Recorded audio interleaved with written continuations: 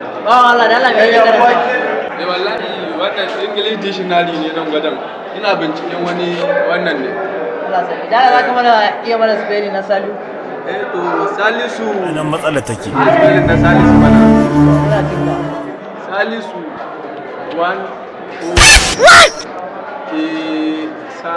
sa mutumina tsakiyar nan mun jaye za a sa mata go.